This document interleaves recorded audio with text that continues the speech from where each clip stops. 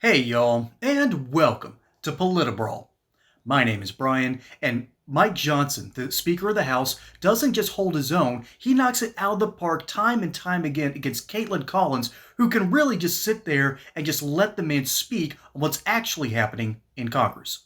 Let's dive in. You say Democrats are lying when they say you're going to cut Medicaid. The plan that you passed does instruct the House Energy and Commerce Committee to find $880 billion in cuts, right?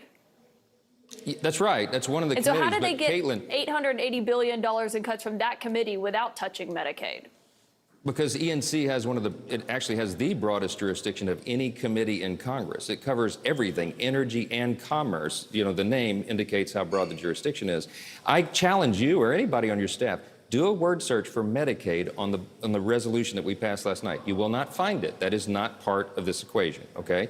We're talking about finding efficiencies in every program, but not cutting benefits for people who rightly deserve that. Work requirements for Medicaid. That is something that is public opinion polls almost 90%. You don't want able-bodied workers on a program that is intended, for example, for single mothers with two small children who's just trying to make it. That's what Medicaid is for, not for 29-year-old males sitting on their couches playing video games. We're going to find those guys and we're going to send them back to work. That's what everybody supports. That's what the Republicans are for. And by the way, we find dignity in our work. That's going to be good for everybody.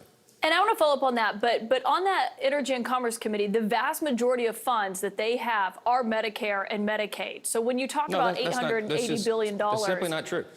So where are you cutting from within that committee?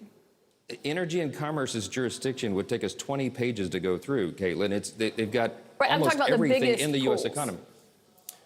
There are large pools in the healthcare components, but we're not going to cut benefits for people who are rightfully deserve it. And watch this play out. Just reserve your judgment.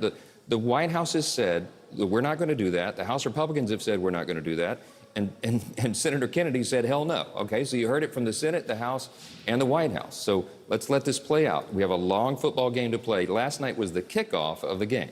So just watch it play out and you'll see. I think the American people are going to benefit greatly by the package that we're going to produce for them. We are going to deliver the America First agenda, and it's going to be good for everybody. We're going to spur economic growth. We're going to cut regulations. We're going to cut the deep state and their bureaucracy to make government more efficient. We're going to secure the border. We're going to get energy dominance back again for our country that is long overdue.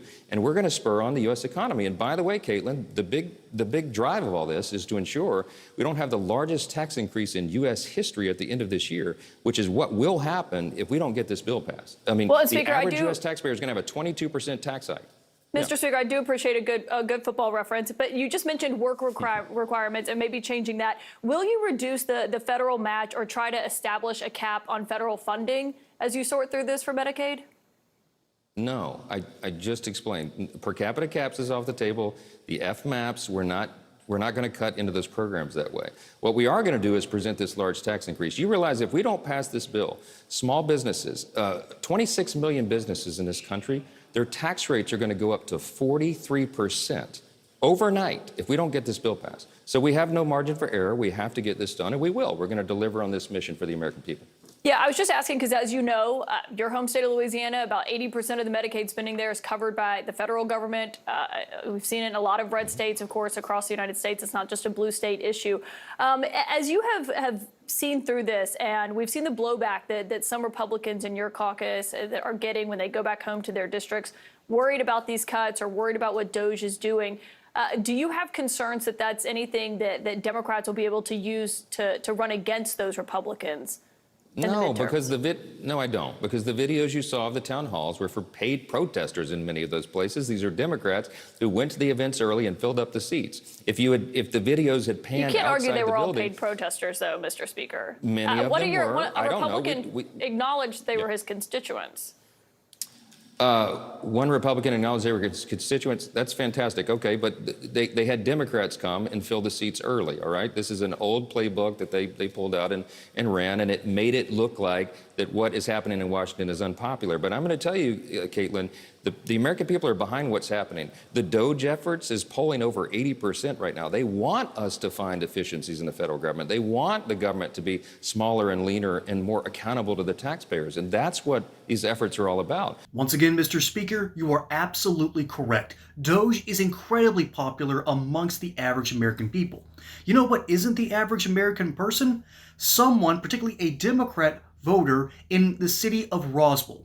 See, this is what they're talking about in that last segment, and I'll get more back onto the legislative politics, what's actually happening with Medicaid, and the potential government shutdown and the end of the tax cuts. I'll get to that in just a moment.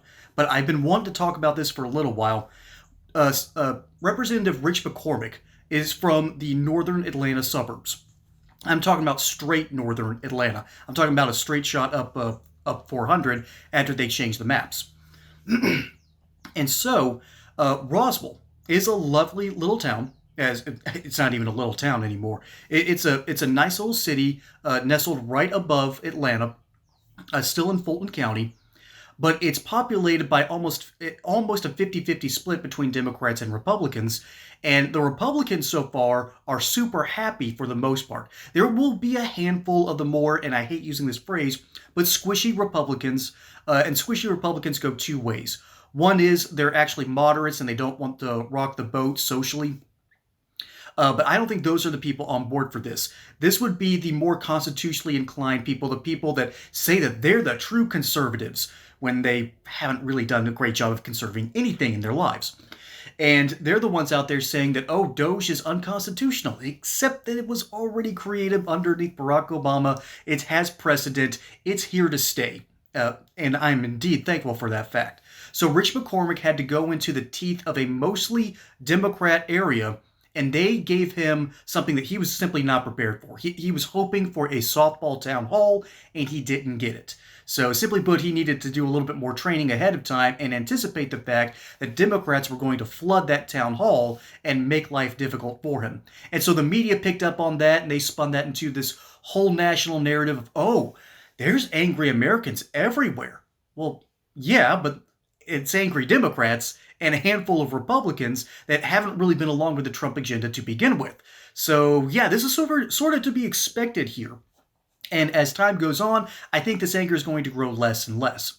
But if you want to go into the nitty-gritty of the bigger picture that's going on here, what Speaker Mike Johnson is playing is a much longer and much more important game. We only have a few weeks left before there's another impending shutdown. And in this case, if the tax cuts are not passed, if this resolution is not passed, if there's no consensus, there's going to be a huge problem. And I have to correct myself. I've been using the word shutdown. I think that's incorrect. But ultimately, Mike Johnson specifically points out this issue of the looming tax cuts, that if they come to an end, all of a sudden taxes are going to reverberate. They're going to spike back up to their pre-totals, which is the one flaw of the Paul Ryan plan. That is, it required Trump to win in 2020. That didn't happen, and now there's just a small window for them to deal with this problem yet again. And so, to quote Politico, for people that are just scared that this is going to mean draconian cuts to Medicaid and Medicare, I don't think that's happening. The Energy and Commerce Chair, Brett Guthrie, has told Politico that he wasn't sure if per capita would get enough votes to become law, and GOP lawmakers have gotten assurances behind closed doors about protecting certain services. But Johnson's red line Wednesday was the most definitive Republican leaders have been publicly so far about not entertaining specific Medicaid changes. They've mainly said the reductions would go after fraud, waste, and abuse. That's sort of the boilerplate, basic, we're just going to cut a handful of things, but there are some Republicans that are scared that the cuts are going to go deeper. That's because Mike Johnson has said, hey, here's a line that I don't think we should be crossing. Ultimately, this is a legislative tactic, and this goes on. GOP leaders this month told senior Republicans that Trump wasn't yet on board with significant Medicaid cuts. Republicans have been increasingly eyeing other potential options to fund the president's agenda, including extending the Trump-era tax cuts. See, that's the real story that's going on here. This is classic rhetoric being used to say, hey, here's something that we really, really want, but we could come down and meet you in the middle somewhere. This is currently the process with the Republican Party because they don't really need the Democrat input on this in order to get the bill passed. Now, Thomas Massie did throw a slight fly in the ointment, but again, this is an attempt to get some fiscal responsibility back with different legislators trying to move behind the scenes. Ultimately, this is part of the basic legislative process. This is using rhetoric to achieve your goals, and ultimately, the big player that hasn't really been mentioned in this segment is that Donald Trump does not want to cut Medicaid. Okay, he does not want to do that because that would be catastrophic to the people who require this sort of funding. And so, again, Mike Johnson is doing his best to sound as conservative as possible in order to get people to meet him halfway. And what's likely going to happen is you're going to see a much better version of this bill before the March 14th deadline. So I'm actually kind of excited about this. This is legislative politics at its finest, and Kaitlan Collins is trying to put him between a rock and a hard place, and it just doesn't work. From talking about how unpopular, which I just debunked here, that Doge really is, it's not. It's supremely popular. Mike Johnson said it's got an 80% approval rating, and I'm inclined to believe that. And then she talks about, oh, there's going to be all these draconian cuts, and he says, no, that's not what's going to happen. And now you have this Politico article basically saying what the real game is. I'm sorry, this is just legislative politics at work. This is going to be really interesting to see how everything plays out, but this is classic rhetorical positioning, and we're going to get a much better bill come March 14th.